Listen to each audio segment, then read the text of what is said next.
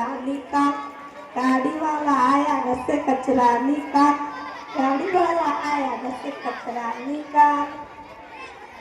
अरे वाह, काय छान दिसतंय आपलं गाव. पाटील मामा, तुम्ही कलेक्टर मॅडमला रिसीव्ह करायला जा. आपण रिसीव्ह करायला जाऊ.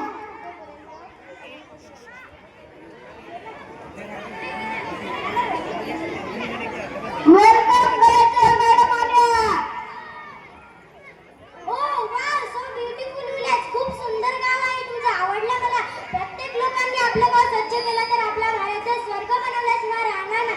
मी आजच तुमच्या गावाचं नाव स्वच्छ भारत स्वच्छ अभियानात याच पद्धत देणार आहे. यासाठी तुम्हाला खूप खूप शुभेच्छा. मला वगैरे तुला वटवट करू नको. अगं मी वटवट केलंच नाही ना. तूच केलं. अगं नाही. गप्पा सा तुम्ही. त्यामध्ये येतं तुमचं गाव किती छान आहे. असं होय.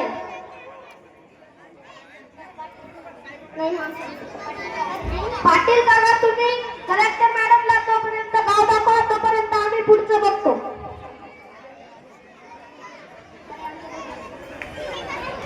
अरे आमच्या दोघीचे गुडघे दुखतात. काय एसी बाहेर जाऊन कसं टाकायचं? पाटील काका बरोबर गेले पण आपण उद्या ग्रामपंचायतीला जाऊन अर्ज करू. दुसऱ्या दिवशी लगेच घंटागाडी हजर. घंटागाडी म्हणजे काय ग? तिला घंटागाडी म्हणजे कचरा गाडी. तिला एक घंटा असतो. तुम्ही देवपूजा पाठपूजा करतात, तुम्हाला कसं कळेल घंटागाडी आली? मग ती घंटा वाजवणार. तुम्ही ज्ञान पण आणून त्यात कचरा टाकायचा आणि अशा प्रकारे आपलं गाव स्वच्छ होणार. असं होय. अगो बाई, आमच्या दोघीचे जर गुडघे दुखायचा तापच नको. हो बाया.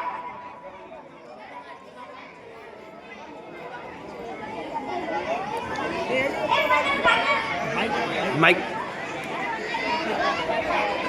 माईक द्या रे झाले. माईक दे ना.